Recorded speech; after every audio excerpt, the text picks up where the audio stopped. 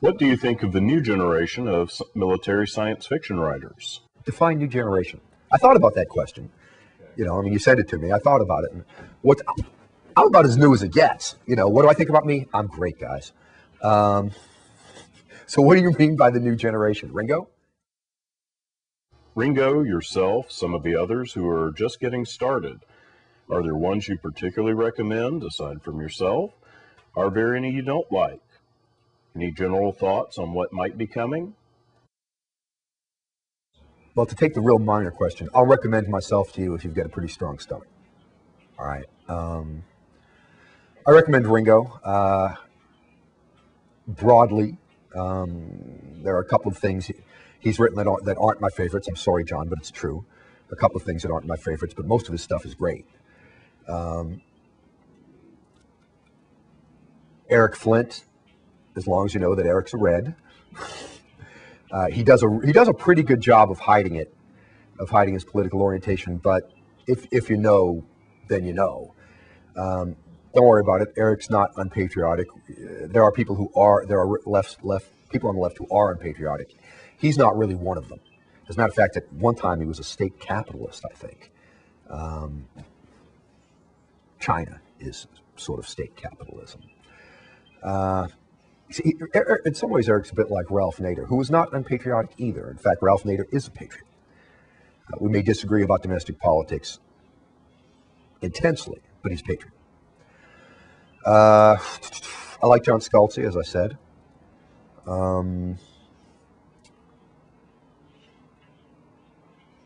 God, we could do that. I could go down the list, and you could tell in my office. I just say, he's good, he's good, he's good, he's good.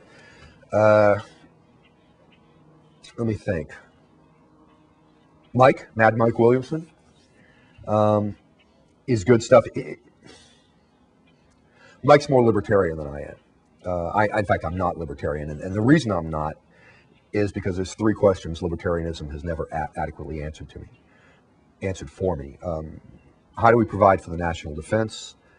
How do we defend against domestic enemies, to include criminals?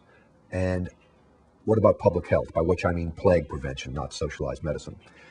I haven't heard a decent, credible, non-vomit in the gutter answer from a libertarian on any of those three. I'm kind of a monarchist. I don't like government. It's a necessary evil. But, it can do some good things. It can arrest communists.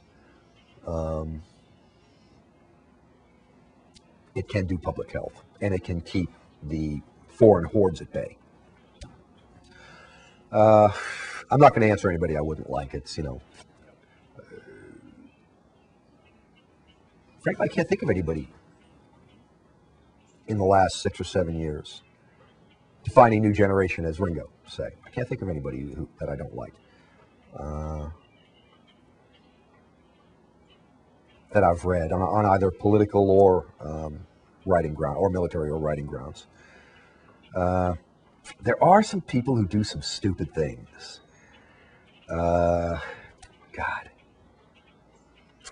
Yeah. I'm not going to mention a name, and I'm not going to mention it because I believe this guy has actually gotten a militarily experienced advisor to keep him from doing stupid things. But there's a series written that fairly early on put the 82nd Airborne Division in the Marine Corps. And at that point, I had to close the book, and it really pissed me off because I'd already bought the follow-on. And I haven't cracked the follow-on one yet. That was the final straw. There were actually, in like the first 19 or 20 pages, there were 3 or 4 things that were just blatantly, obviously, and nauseatingly wrong that could have been checked. And if the author, he just destroyed my credibility, destroyed his credibility with me. And the 82nd Airborne Division in the Marine Corps was it. Closed book, cease work. But I won't mention who it is. And I will say that if you figure out who it is, I understand he's gotten better. But I still can't get over it, and I can't continue with the series. So, how do you see the future of military science fiction? It's not the kind of question I ever think about. There are probably subtle, deep psychological reasons for this, but it's just not the kind of question that occurs to me. To give enough thought to waste your film time.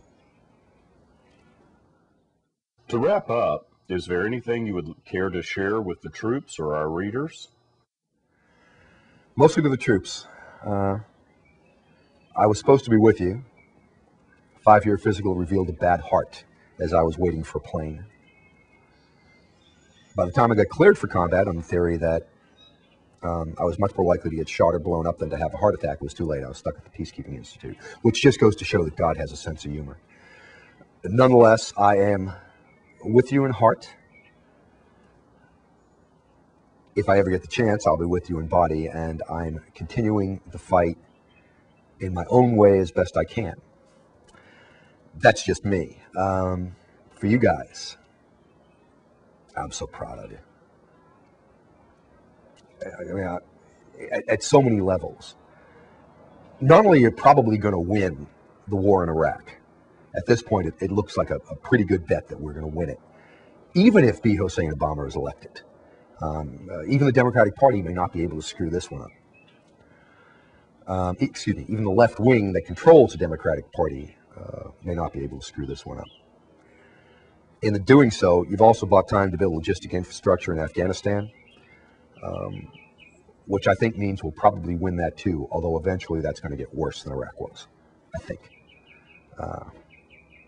Nonetheless, I mean, I think you've won those wars, or set it up so that we can win them. And in doing so, to some extent, you've discredited that portion of our country that would just assume see us subordinated to the transies, the extreme left, the Reds, and therefore done a service for mankind as a whole. And you should be very proud of yourselves. And anything I can do to help, or if you're in town and want a beer, give me a call. Thank you very much. Thank you.